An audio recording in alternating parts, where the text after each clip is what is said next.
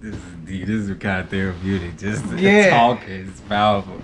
So let's talk. Going back to the twin flame paradigm. Well, let me kind of back up a little bit. Okay, so on the twin flame paradigm, a lot of people are talking about masculine and feminine, divine masculine, divine feminine. People, we got to get out of this heteronormative way of describing things. Okay, everything is not, sort of divided into this yin and yang, duality. Give and take duality. I think that's very convenient when you're trying to get into the basic understanding of what energy is. But even if you just look at something as profound as something like chemistry, you can take this periodic element, table of elements, and I just change one constituent or one energetic, proportion within an otherwise stable compound and becomes unstable or becomes an entirely different substance. Like reality is so much more grand and majestic than just a this or that. Or this or that. Okay, so yes, you can have give or taken. If you want to look at masculine and feminine energies as sort of giving and receiving, I mean, you can polarize it in that way. But get out of the mindset that you need to fulfill some sort of archetype out there, and that the other person is going to fulfill the other archetype, and our two puzzle pieces are going to come together because that's what the metaphysical. No. Life is much more profound than that. The real relationship, the real twin flame relationship, the relationship that's really modeling itself after reality, is going to invite you to be as complex and as free and as specific around the true nature of your being as you can be, and the expression of that, and it invites you to be fearless. Right.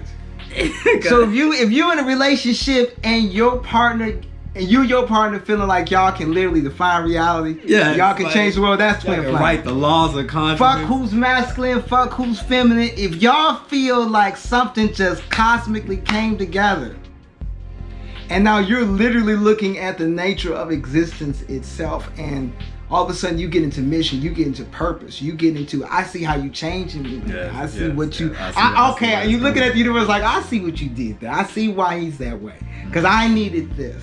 When you get into those kind of dynamics, the archetypes that you've been taught go out of the window. Now, granted, they are tools. They can be useful. But again, that's the rudimentary understanding.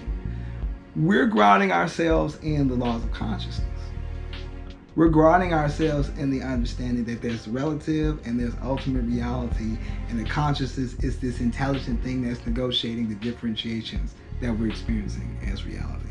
So on that level, the logic of the universe doesn't care about masculine or feminine. It only cares about balance. Right. The way the subject sees itself. Right. Exactly. So the whole masculine feminine thing, and this is particularly for our same gender twin flames out there, or soulmates, or whatever your relationship is. You don't have to fit those paradigms. You don't even have to use those terminologies. Like, be bold enough to create your own language within your relationship, and if it's successful in your relationship, it will catch on for other relationships.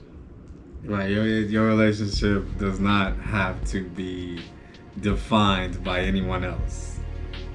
Like, that's huge. That's huge. People don't get that. They don't, for whatever reason, they don't.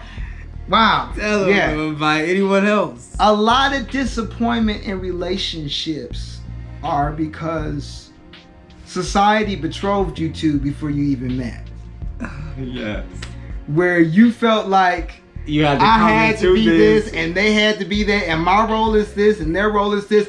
And when the other person's not reciprocating these models of what society say, but you still love everything that they doing and how they doing it, like the game is literally telling you that's your one right there. It don't look like what mom and dad said it was supposed to look like, or what my friends said they experienced, or what the other, influencers around me have experienced. And that's not to invalidate anyone's experience. But it's to say that when it comes to relationship, have the courage to build the relationship that you want, and you will be happy. Yes. Because relationships, if we all gonna be honest, that's a huge part of all of our lives. Right. And as in this age of change where everything in the universe is changing, the want and the desire to have a relationship that is fulfilling and enriching and all these things that we want them to be, that's never gonna change. Right. So we going into this stage where we need that grounding to be able to go out and solve these much larger problems. Right. And I think that's a big reason why the Twin Flames are being deployed right now, because they have that effortless teamwork that will be needed to tackle problems as huge as what's happening in the age of Aquarius. And going back to relationships that might not even define themselves as twin flame, but would define themselves as having amazing chemistry with each other, being an amazing partner, having an amazing connection. You understand that is that way not because of all of these just sort of preconceived notions and that you have to come into the situation with, that have been given to you or that have been learned by you, or you feel according to your anxiety or fears, but because of exactly who you two are. Right.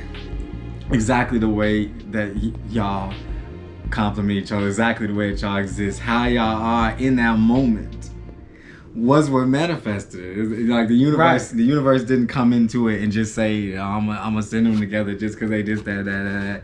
It sent them together because that was what they wanted. That was what they was already doing, Right. Give the universe more credit. Yeah. Give the universe more credit.